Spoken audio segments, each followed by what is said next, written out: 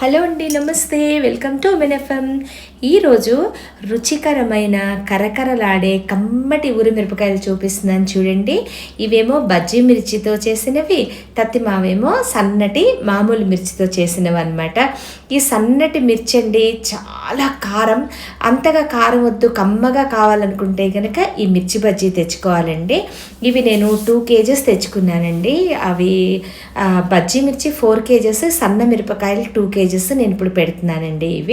వీటిని శుభ్రంగా కడిగేసేసుకుని వీటిని తొడిమలు తీయకుండానే పెట్టుకోవాలండి. ముందు వీటిల్లో ఉండే ఆకులు అవి లేకుండా శుభ్రం చేసేసుకుని ముందు కడుక్కొని పెట్టుకుని, ఆ తర్వాత ఇవి చీరి వేసుకోవడానికి వీటికి నేను దాదాపుగా 1.5 కిలోల పెరుగు పట్టిందండి నాకు. ఎందుకంటే కొంచెం చిక్కగా ఉంటే మిరపకాయలు మజ్జిగలో ఊరి ఆ మజ్జిగ రుచి అంతా పట్టుకుని బాగుంటాయి. ఉప్పు కూడా సరిపడినంత వేసుకోవాలి. బయటలాగా అయితే కనుక విపరీతమైన ఉప్పు కషాయంతో ఉండి బాగుండవు. అందుకని ఉప్పు మాత్రం సరిపడినంతనే వేసుకోవాలి. మీరు రుచి చూసుకోండి. మిరపకాయలకి సరిపడా ఉప్పు కూడా ఈ మజ్జిగలోనే వేసుకోవాలన్నమాట. ఇది బ్లెండర్ నేను యూస్ చేస్తున్నానండి. మజ్జిగ సూపర్ అయిపోతుంది, లేదా కవ్వంతో కూడా చేసుకోవచ్చు. ఈ బ్లెండర్ జ్యూసులకి, చింతపండు పులుసు అవి పిసకడానికి, లేదా మనం సూప్ చేసుకో అన్నిటికీ సూపర్ యూస్ఫుల్. కిచెన్లో మాత్రం ఈ బ్లెండర్ అండి, ఇది ప్రెస్టేజ్ది అనమాట. సో ఇది తీసుకుని వీటికి ముందు చెప్పినట్టు మజ్జిగకి సరిపడినంతగా ఉప్పు వేసేసుకోండి. ఆ తర్వాత చిటికెడు పసుపు అండి పేరుకు అనమాట. ఆ తర్వాత వాము 1 స్పూన్ తీసుకుని నలిపేసేసి వామంతా మజ్జిగలో వేసేసుకోండి. అప్పుడు ఎన్ని తిన్నా ఏం చేయదన్నమాట. ఆ తర్వాత మెయిన్ ఇంగ్రీడియంట్ వచ్చేసి మెంతి పిండి అండి. మెంతులు వేయించుకుని పొడి చేసుకుని పెట్టుకున్నా నేను. అది మొత్తం 1 స్పూను. ఇదంతా శుభ్రంగా మజ్జిగలో కలిసేటట్టు కలిపేసుకోండి. ఈ మజ్జిగ నేను చేస్తుంటే మా మనవాడు ఉత్త మజ్జిగ తాగుతుంటే అంత రుచిగా ఉంటాయన్నమాట ఈ మజ్జిగ. సో ఇలా చిక్కగా ఉండేటట్టయితే గనక బాగుంటాయి. ఆ తర్వాత మనం శుభ్రం చేసుకున్న మిరపకాయలని పిన్నీస్ కానీ సూది కానీ తీసుకుని ఇలా చీరేసేసి మొత్తం అన్నీ మజ్జిగలో వేసేసుకోవాలన్నమాట. ఆ తర్వాత పిన్నీస్ ఇంకా పడేసేయండి, అది మళ్ళీ కారం కారం అయిపోతుంది. కాబట్టి ఇలాగా ఈ సన్న మిరపకాయలేమో గొడ్డు కారం అండి, ముందే చెప్తున్నాను. బాగా కారాలు తినే వాళ్ళకైతే ఎక్సలెంట్ చాయిస్ అండి. బట్ పిల్లలు ఎక్కువ కారం తినలేని వాళ్ళకైతే ఈ బజ్జీ మిర్చి చాలా బాగుంటాయి, కమ్మగా ఉంటాయి. వేయించుకున్న తర్వాత వీటన్నిటిని ఇలా మజ్జిగకి చీరుకుని మొత్తం మజ్జిగలో వేసేసుకోండి. వేసేసుకున్న తర్వాత వీటిని మజ్జిగలో మునిగేటట్టుగా ఉంచేలాగా చూసుకోవాలి.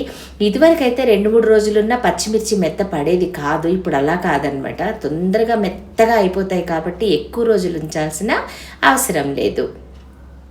ఇలా చిక్కటి మజ్జిగలో మధ్యలో కలుపుతూ 2 రోజులు ఉంచిన తర్వాత 3వ రోజు ఎండబెట్టుకుందరు. కానీ ఈ ఎండబెట్టడం కూడా అండి అలా పడేసేయకుండా అలాగే పొడవుగా సన్నగా షేప్ లాగా పొడవుగా వంకర టింకర్లుగా వంకర టింకర్గా లేకుండా ఉండాలంటే వీటిని ఒక్కటొక్కటిగా నిలువుగా చక్కగా పేర్చుకుంటూ ఎండబెట్టాలండి. లేకపోతే మిరపకాయలన్నీ వంకర టింకర్లుగా అయిపోతాయన్నమాట. ఇవి మజ్జిగలో కూడా అతిగా ఊరకుండా చూసుకోవాలండి. బజ్జీ మిర్చి ఏంటంటే ఈ తొక్కులా ఉంటుంది కానీ తొందరగా మెత్తగా అయిపోయి పేసం అయిపోయి తొక్కంతా ఇదైపోయి అన్నీ ముడుచుకుపోయి అలాగే ఎండిపోతాయి అన్నమాట. కాబట్టి అలా కాకుండా చూసుకోవాలండి.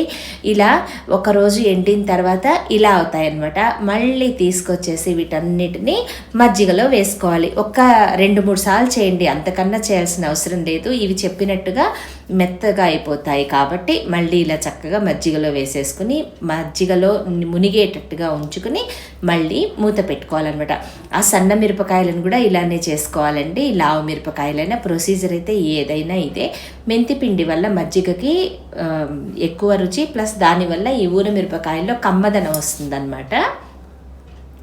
ఇలా నానబెట్టుకుంటూ మళ్ళీ మంచి ఎండలో ఎండబెట్టుకుంటూ 2-3 టైమ్స్ మజ్జిగలో వేసేసి ఆ తర్వాత ఎర్రటి ఎండలో ఎండనివ్వాలండి, అంతే అనమాట. ఇవేమో సన్న మిరపకాయలు అనమాట. ఇలా మజ్జిగలో ఇంతవరకే ఊరినిచ్చానండి. వీటి కలర్ మారిపోయేలాగా మజ్జిగలో ఊరితే చాలండి, అంతకన్నా అవసరం లేదు. ఇంతవరకే ఊరాలన్నమాట. ఇప్పుడు మీరు ఇంతకు ముందు చెప్పినట్టుగా ముందు ఈ పచ్చిదనం పోయే వరకు ఒక రూమ్లో ప్లాస్టిక్ షీట్ కానీ తెల్లటి బట్ట కానీ వేసుకుని ఇలా పేర్చుకోవాలండి. ఎలా పడితే అలా వేసేసామంటే వంకర టింకర్లుగా ఇంతకు ముందు చెప్పినట్టు షేప్ అవుట్ అయిపోతాయి ఊరమిరపకాయలు. వేయించుకున్నాక కూడా బాగుండవు అనమాట. ఇగోండి ఇలా పేర్చుకుంటూ చక్కగా ఒకరోజు ఇలా బాల్కనీలో ఎండబెట్టుకుని ఆ తర్వాత గనక మీరు మంచి ఎర్రటి ఎండలో ఎండబెట్టుకున్నారంటే చక్కగా ఎండిపోతాయి. ఎండాకాలంలో పెట్టుకునే ఈ ఊరమిరపకాయలు 2 ఏళ్ళైనా పాడవవు, రుచి కూడా అలానే ఉంటాయన్నమాట. ఈ ఎండాకాలం ఎండకి తొందరగా ఇదైపోతాయి. ఇవేమో బజ్జీ మిర్చి, లావు మిర్చి అనమాట. ఇలా పైన ఎండబెట్టుకున్నా నేను. మొత్తం ఎండిపోయాక గలగలలాడే వరకు ఎండబెట్టాలండి. ఇగోండి ఇవేమో బజ్జీ మిర్చి, ఇవేమో సన్న మిర్చి. మొత్తం ఎర్రటి ఎండలో ఎండాకి ఇలా అయ్యండి. పొడవుగానే ఉన్నాయి చూసారా, ఇదైపోకుండా మీరు ఒకేసారిగా వేయించేసుకుంటే ఎక్కువ రోజులు ఉండేలాగా ఒక ప్లాస్టిక్ కంటైనర్లో పెట్టుకుంటే అలానే ఉంటాయండి. ఈ ఎండిన గలగలలాడే ఎండిన ఈ మిరపకాయలన్నిటినీ ఎయిర్ టైట్ కంటైనర్లో పెట్టుకుంటే ఏటికేడాదే కాదు 2 ఏళ్ళైనా నిలవ ఉంటాయని చెప్పాను కదా. వీటిని ఆయిల్ పోసుకుని ఇవి వెడల్పాటి మూకుడు పెట్టుకున్నారంటే ఇలాగా ఈజీగా వేయించుకోవచ్చు. సన్నటి పెట్టుకున్నాను, చిన్న మూకుడు పెట్టుకున్నారనుకోండి అవి వేగవు. సగం సగం చేసుకుని వేయించుకోండి. ఒకవేళ మీరు చిన్న మూకుడు పెట్టుకునేటట్లయితే టిష్యూ పేపర్ ఇలా రెడీ పెట్టుకుని ఒకేసారి వేయించుకుని ఒక డబ్బాలో పోసుకుంటే మామిడికాయ పప్పు, దోసకాయ పప్పు, ఆకుకూర పప్పులు, చపాతీలలోకి సైడ్గా అన్నిటికీ యూస్ చేసుకోవచ్చండి. ఇవైతే సూపర్ క్రంచీ, టేస్టీ, అసలు కమ్మగా ఎన్ని తిన్న పిల్లలు కూడా కొరుక్కుని తినేస్తున్నారు అనమాట. ఈ బజ్జీ మిర్చి అంత రుచిగా ఉన్నాయి. ఈ చూడడానికి సన్నగా ఉన్నాయి కానీ అండి ఈ మామూలు మిర్చి వేయించినవి విపరీతమైన కారం ఉన్నాయండి. కాబట్టి మీ రుచికి అనుగుణంగా మీ ఇంట్లో సభ్యులు పట్టి పెట్టుకోండి ఈ ఊరమిరపకాయలు. నేను 2 పెట్టాను. మా ఇంట్లో గుంటూరు కాబట్టి కొంతమంది విపరీతమైన కారం తింటారండి. నేను తినలేను కాబట్టి పిల్లలకి మాకు ఇవి ఇట్లా అన్నీ వేయించుకుని పెద్ద మూకుడు పెట్టుకుని వారానికో 10 రోజులకో సరిపడా ఒకేసారి వేయించుకుని పెట్టేసుకోండి.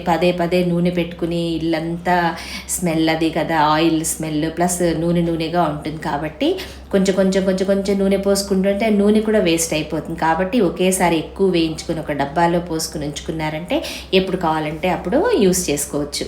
ఇగోండి ఇవేమో సన్నటి మిరపకాయలు. ఇవ్వండి చెప్పాను కదా విపరీతమైన కారం ఉన్నాయండి ఇవి. సో మీ రుచికి అనుగుణంగా పెట్టుకుని ఎలా కుదిరాయో నాకు కూడా చెప్పండి. మావి చాలా బాగున్నాయండి, అందుకే ఈ వీడియో నేను మీకు చూపిస్తున్నాను.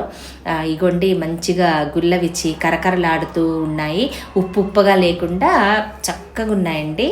సో మీరు తయారు చేసి ఎలా కుదిరిందో చెప్పండి. పిల్లలు ఈ బజ్జీ మిర్చి అయితే చాలా ఇష్టంగా తింటారండి. చాలా బాగున్నాయి ఇవి, కరకరలాడుతూ రుచికరంగా ఉండే ఈ మిరపకాయలని మీరు తయారు చేసి ఎలా కుదిరిందో చెప్పండి. Thanks for watching. ఇంకో మంచి టాపిక్ తోటి మళ్ళీ మీ ముందుకు వస్తాను. వీలైతే కాకరకాయ ఒరుగులు చాలామంది అడిగారు, పర్సనల్గా కూడా ఫోన్ చేసి ఆ వీడియోతో మళ్ళీ మీ ముందుకు వస్తాను. Thank you.